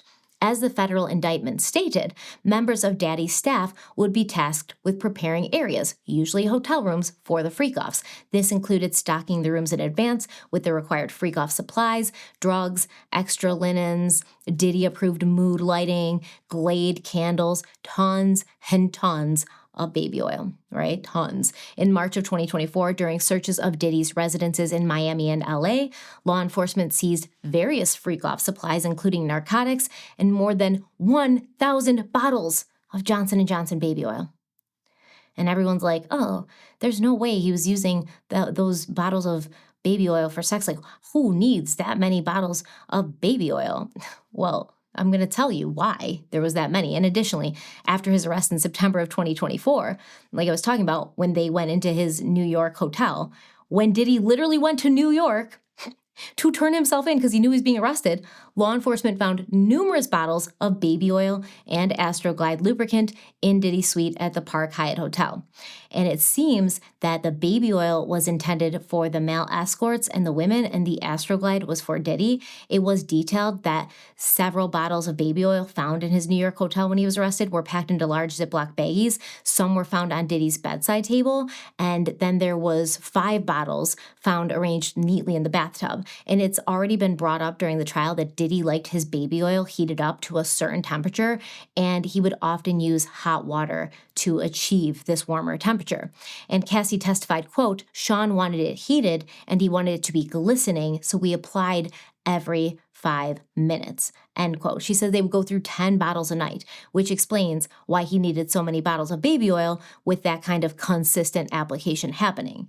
Because if they got slightly unglistening, Diddy'd be like, more baby oil, more baby oil. Cassie also talked about a freak off that happened at the Montage in Beverly Hills, where Diddy actually had an inflatable pool set up in the hotel, and then he filled it with baby oil, and then he made Cassie get into the pool filled with baby oil. And if this sounds like, how are you doing this in hotel rooms? You're going to be destroying. I mean, if you've ever used baby oil or any even kind of like massage oil, you know, it gets on something that's like fabric, it's over. It will be there forever. And yeah, it was an absolute mess. Cassie talked about how afterwards the hotel rooms they used would usually be just trashed and destroyed. There'd be baby oil all over the room, baby oil all over the sheets. And this is going to be disturbing, but if Diddy had instructed that Cassie be urinated on during these sessions, there would be urine all over the room and on the sheets. And Cassie testified that Sean Combs, or one of the male escorts they hired, would urinate on her, and they would sometimes do it together at the same time. And she said that she would be choking because, quote, "It was disgusting. It was too much. I choked. I didn't want to be doing that. I was in a position I couldn't easily get out of," end quote. So she's like on the ground, and then they're standing above her. Into her mouth, okay? That's why I'm saying, when people are like, oh, she enjoyed this, no one enjoyed this except for Diddy. Even one male escort testified that he could not even perform what he was there to do. He couldn't correctly physically get in the state he needed to be to do what he needed to do because it was very clear that Cassie was not enjoying it. And he was like, how could I even like get myself to be where I need to be, if you know what I mean, when I can tell that the woman I'm with is not enjoying it? Like, I couldn't do it. No one was enjoying this except for Diddy. Nobody enjoys laying on the ground and having multiple people urinate into their mouth and choke them to the point where they can't breathe, okay? Nope, nobody. I'm sorry, I will never believe you. So when asked by the prosecution if Cassie had wanted this or enjoyed it, she said she did not and had not, but it was not a conversation, because if it was a turn on for Diddy, it was happening. It didn't matter if she liked it or if she was, terrified by it or if it hurt her. If it turned him on, it was happening. She said, quote, "I was squeamish, high, and in the moment with this man, so that's what happened. There's not a whole lot of control you have with two men standing over you. Peeing. I thought it was obvious I didn't want to do it," end quote. And what it kind of seems like is happening here, which is weird, is Diddy would have this male escort come over, and then he, for several hours, would direct the male escort and Cassie together and tell them what to do, and then they would kind of move through these stages. Cassie and the male escort would have sexual relations, and then Cassie would leave the room with Diddy, and that's when Cassie would get her time with her boyfriend, and that's when they would do their thing. But this would often be after the male escort had finished already, and then Diddy would request that Cassie use the lubricant that was provided by the male escort to engage in Diddy and Cassie's relationship, their physical relationship, what they were doing sexually. And he would ask Cassie to rub that on his nipples. So what it kind of seemed like is Diddy would pleasure himself watching Cassie with his male escort, that he was kind of getting fluffed. And then he would go in with Cassie. And then part of what turned him on was that she was using the lubricant provided by the male escorts to be, kind of involved in what she and Diddy were doing. So take from that what you will, make of it what you will. I'm going to go ahead and once again say that Diddy hates women. And not only does he hate women, but he might really like men. He might. So after the freak-offs, Cassie and Diddy's staff would try to clean the hotel rooms as best as they could and leave a large tip, but Sean Combs would often be charged by the hotel for damages. In fact, Frederick Zamore, the general manager of a hotel in Beverly Hills, testified during the trial and showed the jury a reservation log that proved Sean Combs had stayed at the hotel several times and under several different aliases like Frank Black and Frank White. And Zamore also told the jury that the guest profiles included notes. And Diddy's guest profile had notes. One of the notes on his profile said, quote, "Always spills candle wax on everything and uses excessive amounts of oil, place room out of order upon departure for deep cleaning," end quote. The note also instructed whoever was taking the reservation to authorize an additional $1,000 to cover room damages when Combs stayed at the hotel, and another note said that housekeeping was instructed to put fruit and chocolate in his room and keep the thermostat at 75 degrees. Housekeeping was also instructed to spray air freshener outside of any room that Diddy stayed in, because I guess the smell coming from inside the room would be so pungent, that's how Cassie described it, pungent, that it would leak out into the hallway and people were walking by and they're like, "Oh, what is that smell?" So they'd have to spray air freshener outside of the rooms that Diddy and his freak-offs were in. And they would have to do this regularly while he was inside and then after. It's just bananas. It's bananas to me. So Cassie talked about how she would be expected to prepare herself before a freak-off. She would have to get a wax, a tan, and she would have to have her nails be painted white or with a white French tip. She would also get certain piercings that Diddy requested, and she was always expected to wear see-through netted clothing and extremely high heels. And Sean Combs would be there through the entire process, directing and controlling every single thing. Cassie said the freak-offs took so long because they were a gradual process, and she would often ask if they could move on to the next act in the pattern because she wanted it to kind of go faster. And she also wanted to get to the part where she could finish with the male escort and she could go and have her alone in private time with Diddy, because eventually sex and the freak-offs were the only time that Diddy physically would touch Cassie. He would not be affectionate or intimate with her outside, like no hugs, no kissing, no hand-holding, none of the things that couples do. The only time that he would touch her, the only time she would get to be alone with him and feel like this was her boyfriend and that they were in love, was when they were having sex. So she wanted to get to that point and get through the stuff with the male escort so that she could have her time with him, because at that point, it was very few and far between where she would get any time with him outside of the freak-offs. But, she'd ask, can we move on to the next phase? But he was like, no. He was controlling the whole situation. No one moved on to the next step until he was ready for it. And Cassie said, quote, "It got to a point where I just didn't feel like I had much of a choice. I didn't really know what no could be or what no could turn into," end quote. When Cassie says that she didn't know what no could be, it means like she didn't know what it would even feel like to say that, because she just didn't say it anymore. And when she says that she didn't know what a no could turn into, she means she was afraid of what Diddy would do to her if she refused. She felt this way for several reasons. Firstly, Diddy would sometimes film Cassie with the male escorts, and then later he would use this footage threateningly, saying that he would release it if she didn't do what he wanted. Cassie said, quote, "He would mention them when he was upset about something. It was just a pretty common thing. I feared for my career. I feared for my family. Just embarrassing, all of it. It's horrible and disgusting. No one should do that to anyone," end quote. Now, she said that at first the recordings were taken on a video camera and later they would be recorded on both Diddy and Cassie's electronic devices. She also said that filming the freak-offs was, once again, not a conversation they'd had prior or an agreement that they had both made.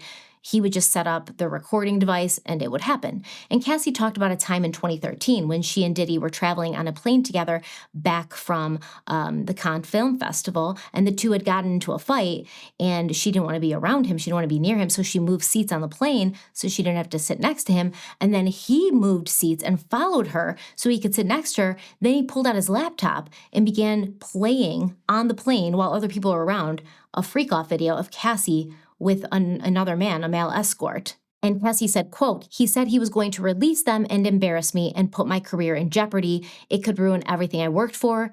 It would make me look like a slut. I would be shamed," end quote.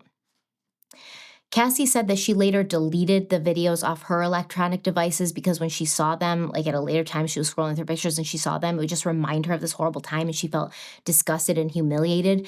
And she would frequently ask Diddy to delete the videos that he had as well because she knew how many people who worked for him had access to his devices. And she said she never wanted anybody to see her like that.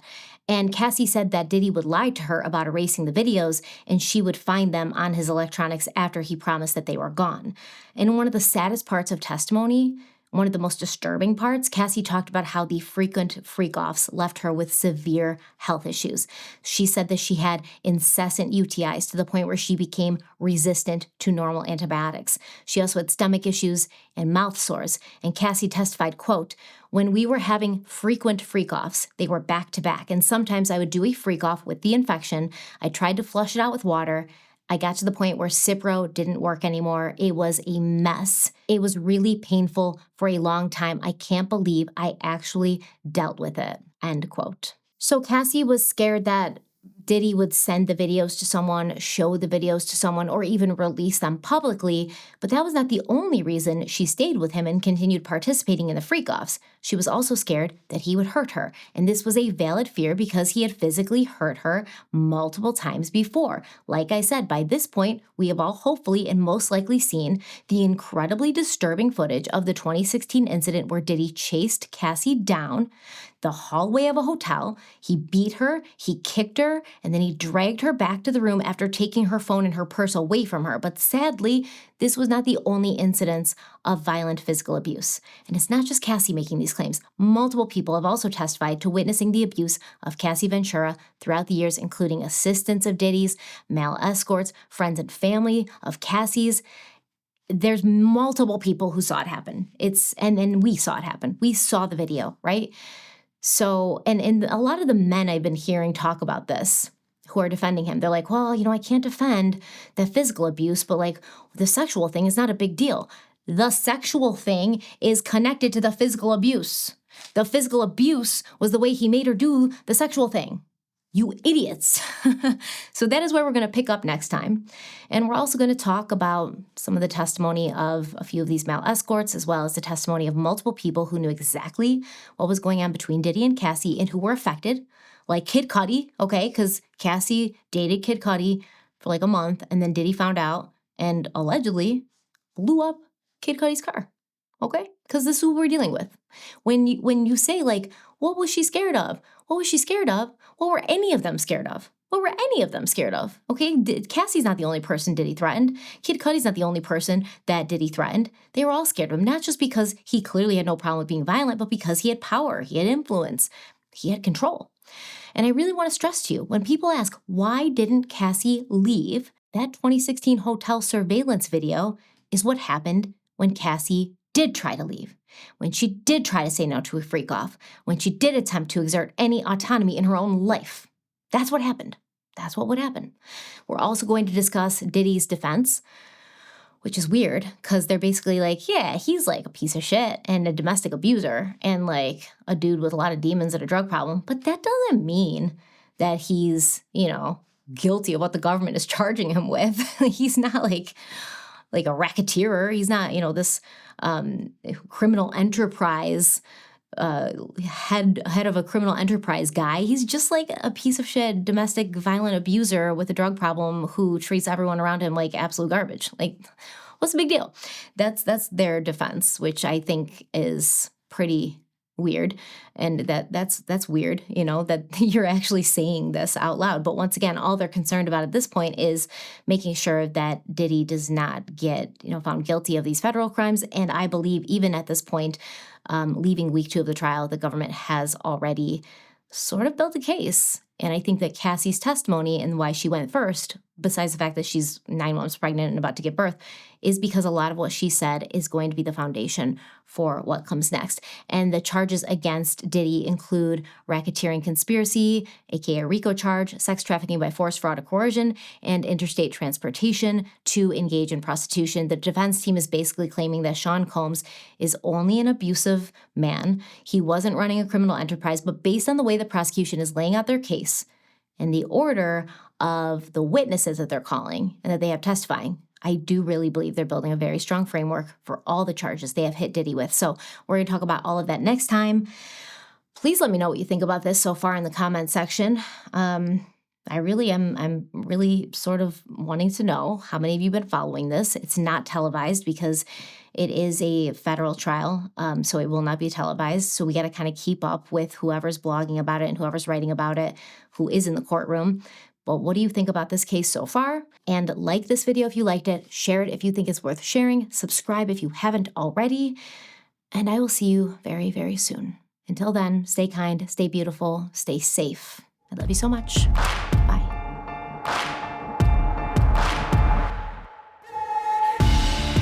Would a levee don't break now? And the bottle's going straight down.